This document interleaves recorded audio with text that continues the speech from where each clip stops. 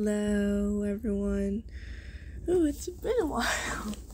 I know I said I was going to upload a video earlier, but a lot of stuff has been happening. But I'm going to try to do it, at least try once a week to upload a video.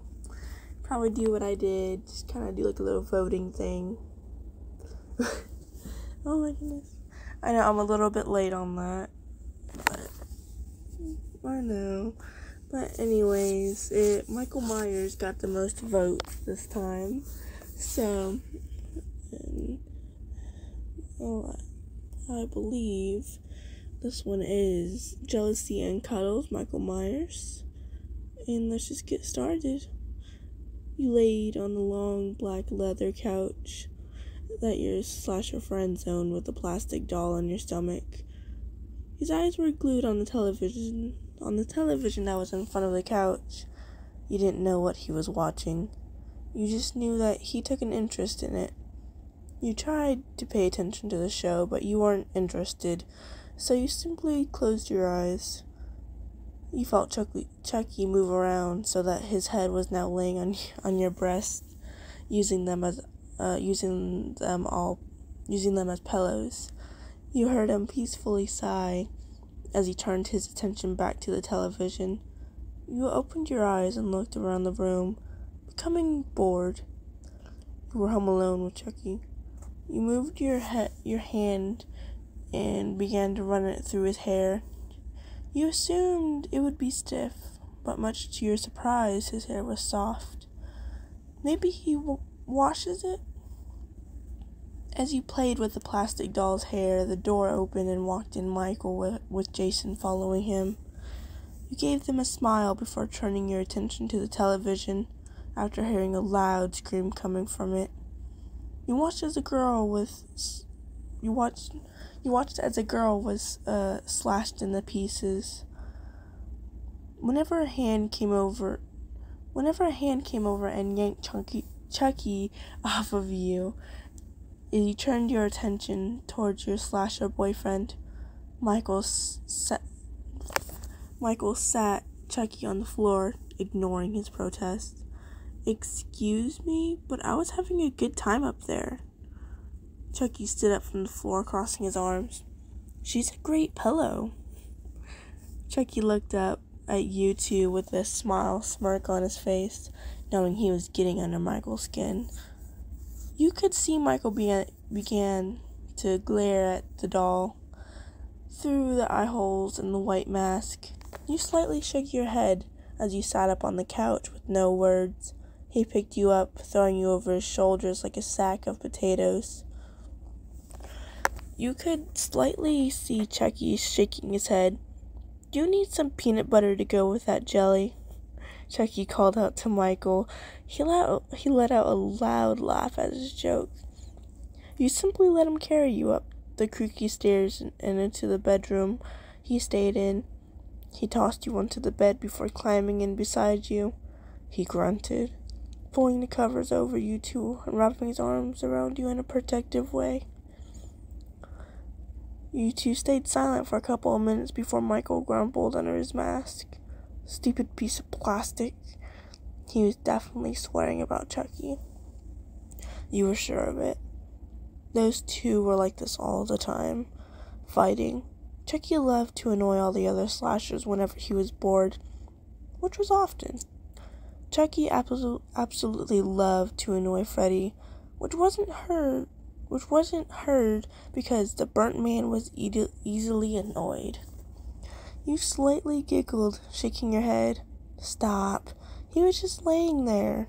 You quietly spoke as you cuddled into his chest, the smell of blood filling your nose.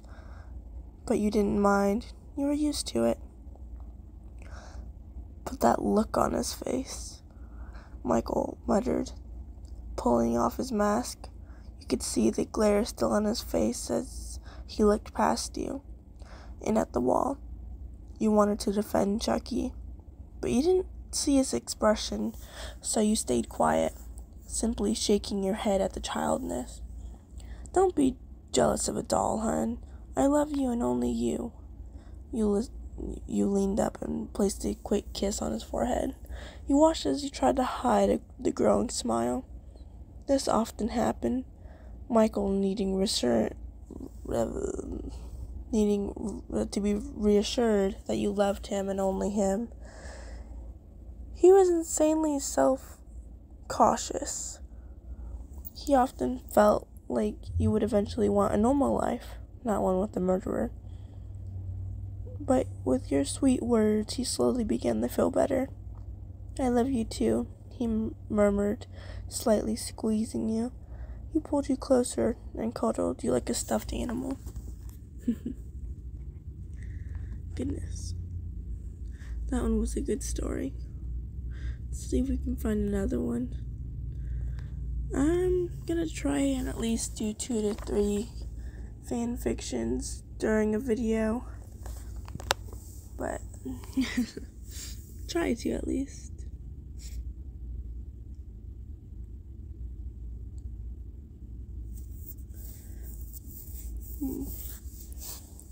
How about we do a soulmate? I don't read those as often. Okay, this is slasher images and scenarios. Soulmate AU, where you're colorblind until you meet your soulmate. For Micheal. Slashers seeing in color for the first time. Michael Myers. Michael didn't care about the color of the world. For him, it was the people in it. Those were his obsessions. Those who deserved to be at the end of his knife. His prey as he stalked through the streets of Haddonfield, feeling the fear permeating the entire black and white world around him. The world's color didn't matter when he was out and destroying most of it. Then he met you. At first you were a victim, someone who had gotten too close to discovering his truth. And as he approached you with a knife, gripped tightly in his knuckles, he slowly walked his walking pace. The world revealed shades to him as he did so. Sparkling green of grasses near the lawns, the color of his own home that he never had seen. The world around him was all of a sudden far too much.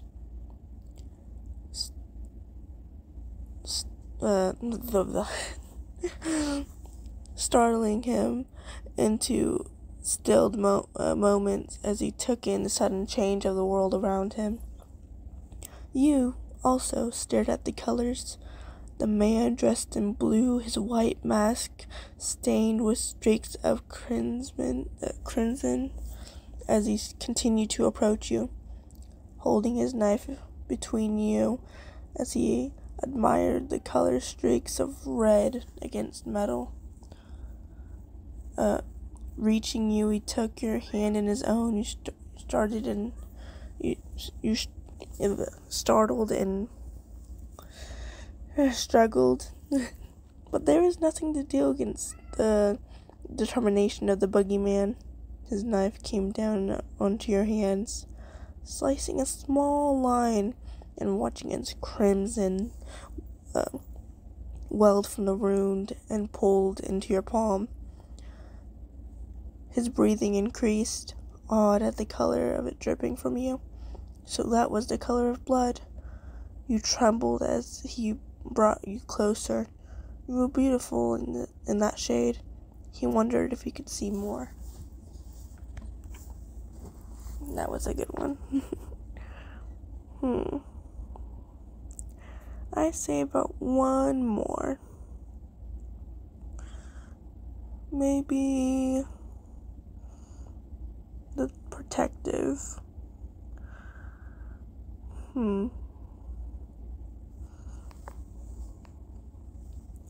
Okay. Writer of fanfiction. Protective of his Michael Myers. You woke up warm and cozy in your bed, nuzzled against Michael imposing form. Like many nights, he was lying a bit stiffy on his back while you were mostly snuggled against him. He made no indication he minded, and you knew he would let you know for sure if you overstepped the boundary. You stretched an arm over his chest and let out a sigh. Glancing upward to his masked face, you were sure he was awake, looking back at you. He never slept much. It was a strange predicament you found yourself in with the infamous Michael Myers. You had first met him when you moved in, completely new to the town and unaware of the local stories. You found him bloodied and injured, and not thinking twice about it, you helped him with the best of your ability. You weren't sure why he didn't kill you after you finished bandaging a gash on his arm, and you weren't sure why you were now snuggled up in bed with him either. He rarely ever talks unless it is something super important, but he must have his reasons. I have to leave the house. I got shopping to do, you sighed. Michael's muscles tense even more when you mentioned leaving. I know. It is my day off, but we are low on food and some other items. He let out a sigh. I will be quick. I'll leave now while it's still early to beat the crowd. You hoist yourself up, sitting positioned and slowly lean in and placed a kiss on the latex cheek of the mask. He slowly shifted his head to face yours, and you knew what he wanted. It was practically the morning ritual. Carefully, you slowly lift the bottom of his mask, stopping just below his nose and planting a chaste kiss to his lips. Michael seemingly wanted more, took his hand and placed it on the back of your head, fingers gripping your hair as he deepened the kiss, his tongue evading your mouth. He allowed you to break away. You were left slightly breathless. As you moved his mask back down, you gave him a grin and a small chuckle before leaving the comfort of your bed to get dressed. Michael followed suit and just followed you as you did your morning ritual. That was the normal. He simply followed you around the house and followed you at a distance while at work. Sometimes he would leave the residence to do who knows what. You choose not to dwell on that too much, but knew perfectly well what he does. Sometimes he would simply stay put in the house, and today seemed to be that day. Alright, I should be back in 30 minutes, maybe under, depending on how busy it is. If you leave, just place my cat magnet back on the fridge. You exited your home, leaving the door unlocked, and made your way to the store on foot. It was about a 10-minute walk, and you needed to save some money on gas. The scenery was nice this time of year, and a little walking never did much harm. The grocery store was relatively busy when you entered, causing you to mentally curse as you grabbed a cart. You began grabbing the essentials in the health section and the cleaning section. You have used up a lot of bleach and floor cleaner thanks to Michael. Next, you moved on to produce, starting briefly in the meats and worming your way into the snacks and dried produce. You grabbed food you knew Michael liked. As you reached down to grab a pack of Oreos to share, a strange chill went down your spine. It felt like eyes were watching you. Given that you lived with the shape of hand-filled, you've grown accustomed to having eyes constantly on you, but you were accustomed to Michael's eyes, not whose ever were on you right now. Gripping the cookies tight, you glanced around the aisle and saw a tall, lanky man on the far end of the aisle. his sunken eyes trained on you. You toss the snacks in the cart, and with a quickening pace, you head in the direction away from him, hoping it was just a momentarily thing or just a weird coincidence. You grabbed other snacks, half-heartedly, realizing the man was still following you through the various aisles. Deciding to say fuck it, you hastily went to the checkout and entered a lane with no one in it. As a young cashier scanned your items and placed them in 3 bags, you kept looking at your immediate surroundings for the man. You didn't catch sight of him. You quickly paid for your goods, gathered them in your hands, and left the store, and hopefully the man behind you. You crossed the street while you had the right-of-way and made your way down the sidewalk back to safety of your residence. Feeling slightly at ease, you only spent 15 minutes in total in the store, despite its busy nature thanks to that creep. You sighed in a slight relief. The momentary moment went away, though, as the sensation of being watched again by unwanted eyes creeped back over your being. You cursed under your breath and glanced behind you, and sure enough, the man in the distance following you, hunched over, eyes trained on you. You quickened your pace, your heart rate was spiking, and tears strung your eyes. You hadn't felt panic like this for your life since you first discovered who Micheal was. You had never felt like fleeting prey like this with him either. The sight of your car in your house made hope flutter in your being as you practically ran into the door. Still feeling the man was following, you didn't spare a second glance as you swung the front door open, practically throwing your groceries on the floor to turn to lock the door. Not thinking straight, you ran into the front window, peeking through the blinds. You watched as the stalker stopped in front of your house. His eyes were scanning over the building. His face snarled slightly as he continued to search the building. You were hoping he'd give up and go away. Your heart dropped when you saw him make his way around the house, still keeping his eye on the place, with now a noticeable smirk. Your breathing hitched as you backed away from the window. You were starting to hyperventilate, stepping backwards again. Suddenly, your back hit against something firm. You almost screamed if it weren't for the large but firm hand covering your mouth. You almost collapsed back into Micheal in relief. Micheal maneuvered you around to face him, his hands resting on your cheek, while another rested on your upper arm. You blink away tears in subtle surprise at this moment of affection from the shape. He looked to the thrown groceries and back to you. Someone followed me home from the store. He started circling the house. You managed to whisper, your voice shaking as you spoke fast. His hands on his upper arm gripped the skin tightly. You winced from the sudden pain. Click. It was like time froze as you heard the back door that was connected to your kitchen squeak open. Your eyes widened while Michael's head snapped to the side to listen further. He looked back to you and saw the clear panic on your face as your bottom lip quivered. His head tilted to the side. You were his to protect, his to keep close. If you were to ever be scared or killed, he wanted it by his hands. You were his. He placed a finger to your lips, then pointed to the ground where you stood before he slowly crept his way to your closet on the right,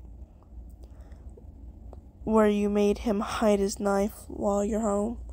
You weren't sure what his plan was, but you didn't have time to dwell on it. The man from the grocery store slinked in from the kitchen, his creepy eyes soaked in your frozen, shaken form. A wild grin appeared on his face. God, Micheal, just take him out right now. Shouldn't have left your back door unlocked, sweet cheeks. His voice was hoarse as he started stalking towards you, as he inched closer and closer. You stayed still despite the urge to run, in hopes this was all a part of whose ever fucking plan it was. The stalker stopped right in front of you. You glanced to the side and saw Micheal leave the closet, setting some of the nerves. Too scared to run now? The man chuckled, unaware of the apex predator slowly stalking up to him. You have no idea what I'm going to do. He didn't get to explain or imply what he was going to do. Micheal gripped the back of his neck and pulled him in. Close. Mine. Michael Myers growled in a gutted tone. The man could only stutter out random words as Micheal jerked his head at you towards the back door. He dragged the flailing man in that direction. You were hesitant, but you pushed your legs to follow them both. You watched as Micheal dragged him down the back door steps while you took to watch from the deck. Please, it was a mistake, the intruder choked. Micheal had no intentions of listening to his pitiful pleas. You were lucky your neighbors were out for work today. They would for sure call the police. Tell him it was a misunderstanding. Him addressing you made the shape angrier. He tightened his hold on the crying man's neck and kicked down both of his legs. The sheer force of that kick caused a loud snap to emanate from one of his legs. A shrill yell came out of the man. Micheal, gripping the handle of his kitchen knife, and slowly brought the sharp blade to his throat. He slowly rose his head, the mask completely made eye holes black, expression unreadable. The man was practically squealing at this point, snot dripping from his nose. You watched in morbid curiosity. Myers was doing this for you, but the thought of witnessing death firsthand left a queasy feeling in your stomach. In one sudden moment, Micheal slashed the creep's throat. Blood squirted out of the wounds as Micheal let the man's body fall. You couldn't help but to wince. The man... Sorry about that. Oh my goodness, where was I? The man grabbed his throat as he gargled and gagged on his own blood. Obviously, he was left to choke on his own blood as an extra punishment. It didn't last after what felt like hours. Life faded from his eyes, and his body twitching came to a stop. You eyed Micheal as he stared down at the body and blood. The grip on his knife was tight. And his head tilting on the side. You gulped, feeling crash from all the adrenaline hit. You let your back hit the house. The noise causing Micheal to turn his attention back to you. In slow, big strides, he climbed up the steps to the porch and stood directly in front of you. Your bodies practically were touching. Once again, his large hand found itself on your cheek. Something soft you weren't used to from him. You could have melted in his touch, but you think that was the exhaustion kicking in. Micheal slowly lifted up the bottom of his mask to his nose. He hungrily pulled you into a deep kiss, his body pushing against you. You gripped the coveralls covering his chest. A low growl came from his chest. His hands that were once on your face was now on your neck, applying minimal pressure. He bit your lip, drawing blood before pulling away from you. He was going to go back for another sloppy kiss, but you prevented him, resting your forehead against his chest. "Thank you, Micheal," he whispered. "I was so scared, but felt so protected by you." You felt foolish telling to the shape himself, but it was the truth. His presence alone was when that creep of a guy was finding his way into your home. He grunted as he replied, "I need you to get rid of the body while I pack up the groceries. Then we can take ourselves back to bed."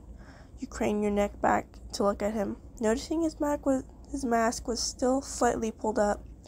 With a small smile, you went on your tippy toes and placed a sweet kiss onto his lips. "Get that body tossed and you can have your way with me." He pulled his mask down and promptly turned to deal with the body. You chuckled and do the same to deal with the groceries. It was a strange predicament indeed, but so far you haven't regretted a thing. That was good. And sorry if you heard my cat in the background. My goodness. Yay. Well, thank you all for watching, and I hope you enjoyed this video. And oh, it's been so long since I did a regular video. Well, thank you all for watching, and I hope you enjoyed. If you like, please like and subscribe if you want some more content like this. And I hope you all have a good day. Bye.